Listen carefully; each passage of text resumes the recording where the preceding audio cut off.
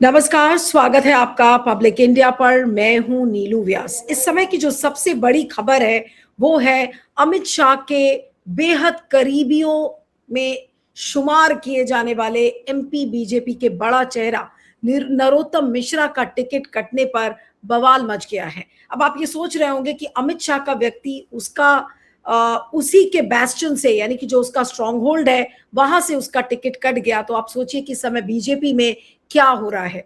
विरोध में दातिया से उनको टिकट मिलना था, जहां से उनको टिकट डिनाई कर दिया गया। विरोध में दातिया में बीजेपी जिला अध्यक्ष की पूरी कार्यकारिणी ने इस्तीफा दे दिया है। नरोत्तम मिश्रा का टिकट काटे जाने के विरोध में दातिया में भारी विरोध प्रदर्शन हुआ और नरोत्तम मिश्रा के समर्थन में बीजेपी कार्यकर्ताओं और समर्थकों ने हाईवे तक जाम कर दिया। अगर आपको कुछ तस्वीरें, अगर स्टिल पिक्चर्स अगर आप देखेंगे तो उससे आपको अंदाजा लग जाएगा कि किस तरीके से बीजेपी के कार्यकर्ताओं ने पूरा एनएच जो नेशनल हाईवे था उसको जैम कर दिया। नरोत्तम मिश्रा का टिकट पार्टी ने आखिर क्यों काटा, इस सवाल की गूंज दातिया से लेकर पूरे मध्य प्रदेश और देश के सियासी गलियारों में इस समय हो रही है और ये काफी बड़ी खबर है अपने आप में। अब आपको पूरा केस बताते हैं। दरअसल दातिया विधानसभा सीट के लिए होने जा रहे उपचुनाव में स्वाभाविक दावेदार माने जा रहे नरोत्तम मिश्रा का टिकट बीजेपी ने काट दिया। दातिया उपचुनाव के लिए दिल्ली ने शिवराज सिंह चौहान की मुख्यमंत्री पद की चौथी पारी के समय मध्य प्रदेश हाउसिंग बोर्ड के वो अध्यक्ष रहे आशुतोष तिवारी को उम्मीदवार घोषित किया है। यानी कि जो नरोत्तम मिश्रा हैं, अमित शाह के लाडले, उनका टिकट काट कर जो शिवराज सिंह चौहान जब वो मुख्यमंत्री पद थे तो उसकी चौथी पारी के समय जो वो हाउसिंग बोर्ड के अध्यक्ष थे उनको बना दिया गया है, उनको उम्मीदवारी दी गई है। उपचुनाव के लिए उम्मीदवार की घोषणा होते ही भारी विरोध शुरू हो गया। कुछ तस्वीरें आपको दिखाएंगे कि किस तरीके से पूरे रात समर्थकों ने हाईवे जैम कर रखा था, काफी विरोध प्रदर्शन हुआ और पूरी बीजेपी एक तरीके से पूरा मध्य प्रदेश इस टिकट के डिनायल से हिल गया है। नरोत्तम मिश्रा का टिकट कटने के बाद दातिया में इस तरीके की बगावत इस समय दिख रही है। बीजेपी के जिला अध्यक्ष एडवोकेट रघुवीर सिंह कुशवाहा सहित विभिन्न प्रकोष्ठों के अध्यक्षों ने अपने पदों से इस्तीफा दे दिया। सभी 251 यानी कि 291 बूथों के अध्यक्ष एवं कार्यकारिणी भी इस्तीफा देने वालों में शामिल है। पार्टी के राष्ट्रीय अध्यक्ष नितिन नवीन एवं भाजपा प्रदेश अध्यक्ष हेमंत खंडेलवाल को भेजे गए पत्र में इस्तीफा देने वाले नेताओं ने साफ कर दिया है कि 24 घंटों में फैसला बदलिए। ये अल्टीमेटम दिल्ली को दे दिया है। बीच जो मध्य प्रदेश के जो लोकल नेता हैं उन्होंने, नहीं बदला गया तो खुला विरोध करेंगे। ये बिल्कुल खुले विरोध की चेतावनी मध्य प्रदेश के नेताओं ने दे दी है। समाचार लिखे जाने के समय तक पूरे घटनाक्रम तक बीजेपी, जितने भी अगर आप अखबार देखें तो उसमें ये पूरा घटनाक्रम जिस तरह से डिस्क्राइब किया गया है, आपको लगेगा कि बिल्कुल जिसे एक ब्लड बाथ कहते हैं वो इस समय मध्य प्रदेश में हो गया है। और अभी बहुत बड़े किसी नेता की इसमें प्रतिक्रिया नहीं आई है, लेकिन दातिया सीट से कांग्रेस विधायक राजेंद्र भारती को बैंक फ्रॉड के एक मामले में दोषी करार दिया गया है। कोर्ट ने उन्हें सजा सुनाई है। दिल्ली हाईकोर्ट के फैसले से के कुछ ही घंटे के बाद मध्य प्रदेश विधानसभा सचिवालय ने दातिया सीट को रिक्त घोषित किया। ये मैं आपको कारण बता रही हूँ कि दातिया सीट वेकेंट क्यों हुई, क्योंकि दातिया सीट के से जो कांग्रेस विधायक थे राजेंद्र भारती, उनको एक बैंक फ्रॉड में दोषी करार दिया गया। कोर्ट ने उन्हें तुरंत सजा सुना दी। दिल्ली हाईकोर्ट के फैसले में कुछ ही घंटों के बाद मध्य प्रदेश विधानसभा सचिवालय ने दातिया सीट को रिक्त घोषित कर दिया। यानी कि तुरंत एक्शन इसमें हुआ है और तुरंत नरोत्तम मिश्रा का टिकट काट भी दिया गया। अब भारत निर्वाचन आयोग द्वारा हाल ही में चुनाव का कार्यक्रम घोषित किया गया है। कार्यक्रम घोषित होते ही नरोत्तम मिश्रा ने चुनाव की तैयारियां शुरू कर दी थी। साल 2023 के चुनाव में हार की वजहों को लेकर मिश्रा पूरी जमावट कर रहे थे, यानी कि पूरी तैयारी कर ली थी। यानी कि एक तरीके से बारात सज गई थी और दूल्हा आया ही नहीं। ये बिल्कुल वही बात हो गई। रूठों को मनाने और खेत जताने जैसी खबरें भी मीडिया में छप रही थी और ये भी सामने आया कि उन्होंने नामांकन फॉर्म को खरीद लिया है। उधर राजेंद्र भारती ने अपील कर रखी थी। दिल्ली में सक्रिय बने हुए थे। सजा पर स्टे के लिए दिल्ली हाईकोर्ट ने गुरुवार 9 जुलाई 2026 को इस मसले पर सुनवाई की थी, आखिरी सुनवाई थी। कांग्रेस के दिग्गज नेता और वकील पी चिदम्बरम ने भारती की ओर से दलील दी थी। लंबी जिरह हुई और शुक्रवार 10 जुलाई के लिए फैसला सुरक्षित रखा गया था। नरोत्तम मिश्रा और उनके समर्थकों ने एड़ी चोटी का जोर लगा रखा था। शुक्रवार दोपहर बाद दिल्ली हाई कोर्ट ने राजेंद्र भारती की याचिका को खारिज करते हुए सजा पर रोक लगाने से इनकार कर दिया। अब हाईकोर्ट का फैसला आने के बाद मिश्रा खेमे में जश्न का माहौल बना, खुशियां मनाई गई। शाम होते होते बाजी पूरी तरह से पलट गई। मैं ये आपको पूरा घटनाक्रम इसलिए बता रही हूं कि देखिए किस सिलसिलेवार तरीके से फटाफट चीजें हुई हैं और नरोत्तम मिश्रा का टिकट किस तरीके से सुनियोजित ढंग से काटा गया है। दिल्ली ने टिकट का ऐलान करते हुए न केवल मिश्रा और उनके समर्थकों बल्कि राजनीतिक हलकों में भी आवाक कर दिया है। नरोत्तम मिश्रा के जो निकट जो करीबी जो लोग हैं, टिकट कटने के तरीके को, नरोत्तम मिश्रा की पार्टी के प्रति समर्पण, पुरानी उधेड़ बुनों और शिद्दत वाले कामों को नजरअंदाज करना एवं बड़ा अपमान इसको बता रहे हैं। नाम न छापने की शर्त पर कई लोगों ने प्रेस से बातचीत में ये कहा कि बीजेपी के एक वरिष्ठ नेता ने कहा है कि टिकट काटना ही था तो पार्टी उन्हें विश्वास में ले लेती। ये बात एक बीजेपी नेता ने कही है और इस शर्त पर कि उनका नाम ना बताया जाए। तो सोचिए डर का कितना माहौल है इस समय। नेता ने यह भी कहा कि बेशक मिश्रा मुगालते में रहते हैं, मध्य प्रदेश के मौजूदा नेतृत्व को बहुत कुछ नहीं समझते हैं, उनसे जुड़े विवाद हैं, करप्शन के आरोप भी उन पर लगे हैं, लेकिन करप्शन के आरोपों वाले नेताओं की पार्टी में लंबी एक फेहरिस्त है, लंबी लिस्ट है। खुद मुख्यमंत्री कटघरे में खड़े हुए हैं। टिकट काटते तो पहले बता देते तो ठीक होता। ये मैं कोट कर रही हूं उस बीजेपी के नेता को जिसने कहा कि हम प्रेस से बात करेंगे लेकिन मेरा नाम आप नहीं बताइएगा। अब आशुतोष तिवारी का बैकग्राउंड देख लेते हैं। आरएसएस की आंखों के तारे हैं ये आशुतोष तिवारी, जिनको टिकट दिया गया है नरोत्तम मिश्रा की जगह। आशुतोष तिवारी का बैकग्राउंड राष्ट्रीय स्वयंसेवक संघ का है। शिवराज को प्रमोट करते रहने वाले संघ के कई पदाधिकारियों के वे कृपा पात्र हैं। ऐसे ही पदाधिकारियों के आशीर्वाद से उन्हें टिकट मिला है, ये माना जा रहा है। और शिवराज सिंह से कभी नहीं पटी। शिवराज सिंह, अगर हम चौहान की बात करें तो मध्य प्रदेश में वो 4 बार सीएम रहे हैं। माना जाता है कि पहले कार्यकाल के बाद वाले कार्यकालों में न चाहते हुए भी शिवराज सिंह को नरोत्तम मिश्रा को हर बार अपनी कैबिनेट में रखना पड़ा। लगातार दोनों के बीच खटपट की खबरें सामने आती रही। मिश्रा ने कभी भी शिवराज सिंह को मन से मुख्यमंत्री के तौर पर सम्मान नहीं दिया। दोनों के बीच डॉजिंग एक तरीके से चलती रही जिसको कहते हैं। और साल 2023 के विधानसभा चुनाव में दातिया में करारी हार के पीछे भी इसी अदावत को देखा जाता रहा है। यहाँ आपको ये बता दें कि राज्य में 230 विधानसभा सीटें हैं। शिवराज सिंह द्वारा चुनाव के ऐन पहले लागू की गई लाडली बहन योजना स्कीम के बाद चुनावी खेल बदला था और अन्य समीकरण भी साथ थे। भाजपा ने 164 सीटें जीती थी मगर दातिया नहीं जीत सकी थी। 7,500 वोटों के अंतर से मिश्रा की सीट पर भाजपा हार गई थी। अब कांग्रेस बेहद इस समय गदगद है। दातिया उपचुनाव में बीजेपी में टिकट को लेकर जो कुछ हुआ उससे कांग्रेस खेमा बेहद गदगद है। कांग्रेस मानकर चल रही है कि दातिया की लड़ाई अब ज्यादा आसान हो सकती है। हालांकि कांग्रेस ने अभी तक अपना उम्मीदवार घोषित नहीं किया है। नामों को लेकर माथापच्ची काफी वक्त से भी हो रही है। कांग्रेस राजेंद्र भारती की पत्नी अथवा बेटे को टिकट देना चाहती थी लेकिन दोनों ने ही मना कर दिया था। संभवतः नरोत्तम मिश्रा से पुनः फाइट कठिन मान रहे होंगे मगर आशुतोष तिवारी के टिकट के बाद कई उम्मीदवार सामने आने लगे हैं, ऐसा बताया जा रहा है। ये कुल मिलाकर मैं आपको जो पूरी स्टोरी है उसके बारे में मैंने आपको बताया। लेकिन अब मैं आपको कुछ ट्वीट सिखाना चाह रही हूँ और उन ट्वीट्स को मैं एक एक करके आपको दिखाऊंगी। प्रिया, अगर आप बैक स्टेज में हैं तो आप उन ट्वीट्स को प्ले करिएगा। सबसे पहले अजीत सिंह राठी का आपको ट्वीट दिखाते हैं और अजीत सिंह राठी ने लिखा है, उसका हिंदी रूपांतर मैं आपको दिखा रही हूं कि मध्य प्रदेश में नरोत्तम मिश्रा के समर्थकों ने पूरी रात बवाल काटा। दातिया जिस सीट से टिकट नहीं मिलने से नाराज मिश्रा के समर्थकों ने वाहन और पुलिस पर पथराव किया और गाड़ियां भी पलट दी। पुलिस ने आंसू गैस के गोले छोड़कर सुबह 4 बजे भीड़ बढ़ाई। और इसमें एएनआई के विजुअल्स हैं, तो वो विजुअल्स मैं प्ले नहीं करूंगी, लेकिन उसके स्टिल शॉट्स आपको दिखा सकती हूँ। तो ये आपको एक ट्वीट मैंने दिखाया था। उसके बाद आपको मोहम्मद जुबैर का ट्वीट दिखाते हैं, वो बड़ा इंटरेस्टिंग है।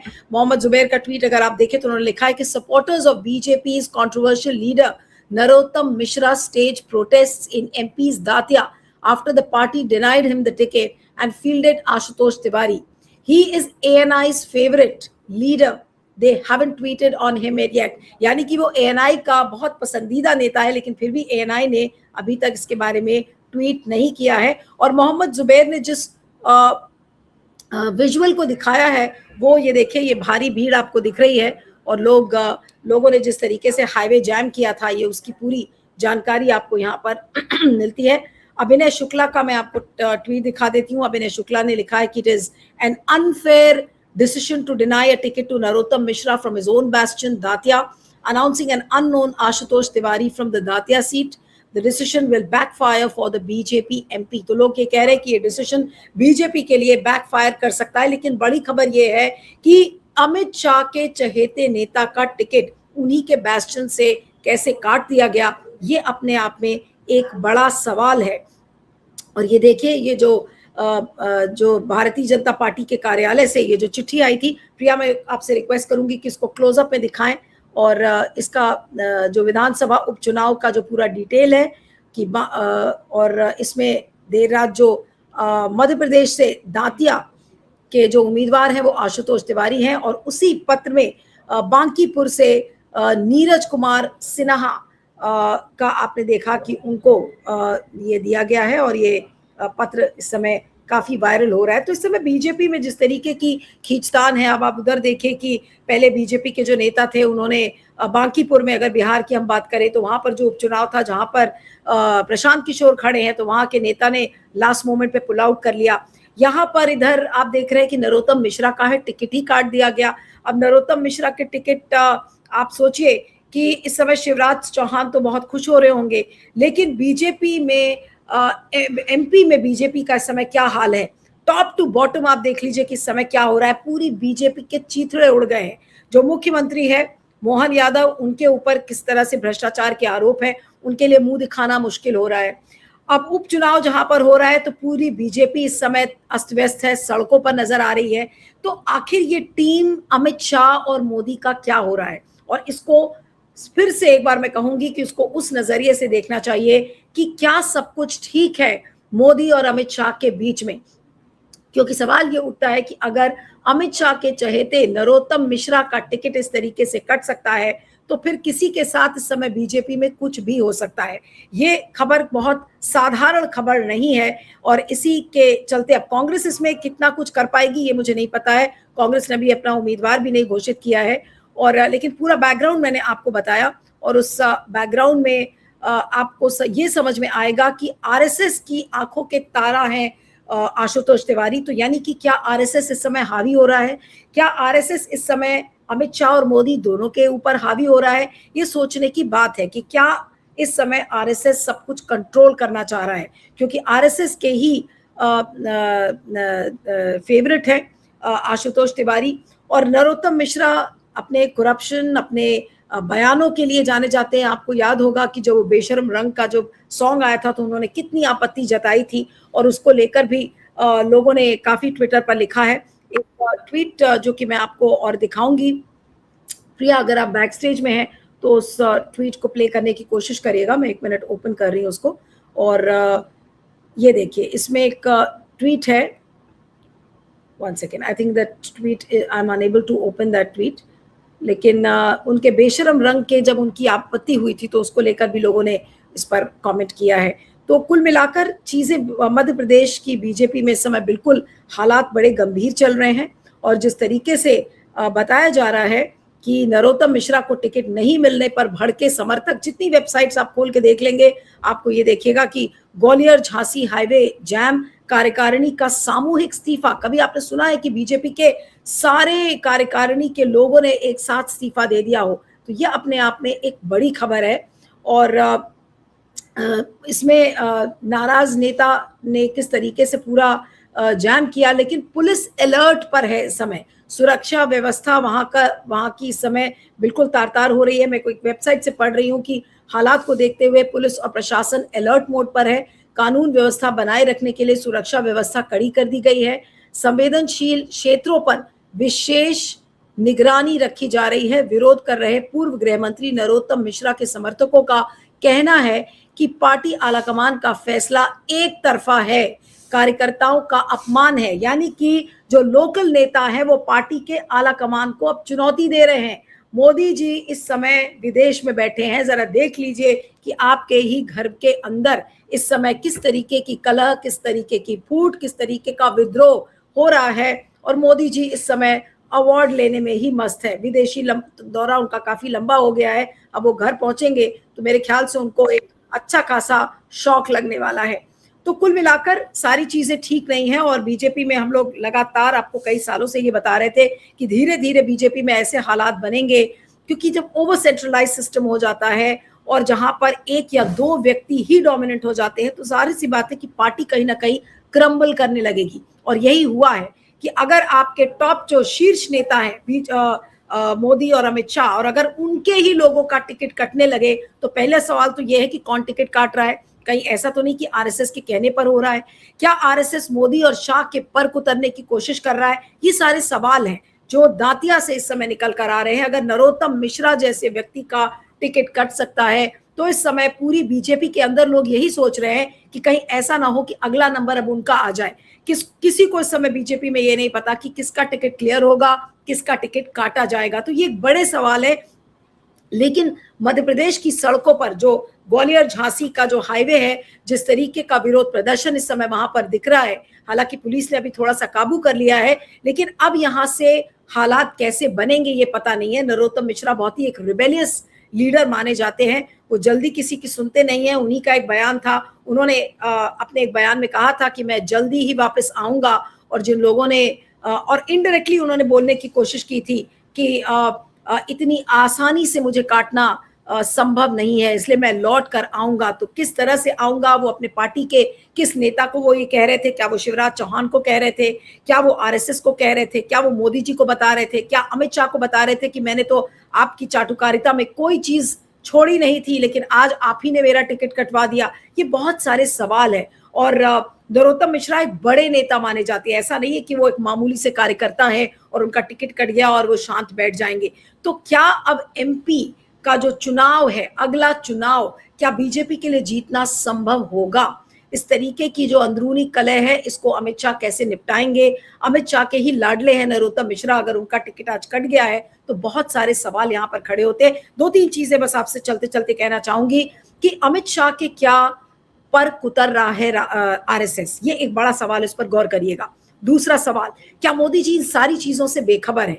क्योंकि बार बार ये कहा जाता है कि Amit Shah deputy prime minister almost है, डी फैक्टो प्राइम मिनिस्टर है। मोदी जी तो विदेश के दौरों में अवार्ड्स बटोरने की कोशिश कर रहे हैं, और अमित शाह अगर डिप्टी प्राइम मिनिस्टर की कुर्सी पर ऑलमोस्ट आकर बैठ गए हैं, तो क्या आरएसएस को ये बात पसंद नहीं आ रही है? ये सारे सवाल इस समय सोचने वाले सवाल है, और ये दर्शाता है कि इस समय बीजेपी के अंदर क्या कुछ हो रहा है। तो जरा सोचिएगा। और एमपी पर इस समय बहुत क्लोज नजर बनाकर रखने की जरूरत है, क्योंकि वहां पर उबाल और उफान कब आएगा ये पता नहीं है। लेकिन नरोत्तम मिश्रा का टिकट कटना, और जैसा मैंने आपको शुरू में ही बिल्कुल बता दिया कि अमित शाह के बेहद करीबियों में शुमार माने जाते हैं नरोत्तम मिश्रा, और उन्हीं का टिकट कट गया है। तो आप बवाल सोचिए कि कितना होगा। क्या ये बवाल अमित शाह के कहने पर हो रहा है? ये भी एक सवाल है कि गृह मंत्री ने कहा होगा कि चलो जाओ टिकट काट दिया, ठीक है, अब जितना कोहराम मचाना है मचाओ, और इनको दिखाओ कि क्या होता है अमित शाह के करीबी के टिकट काटने का मतलब।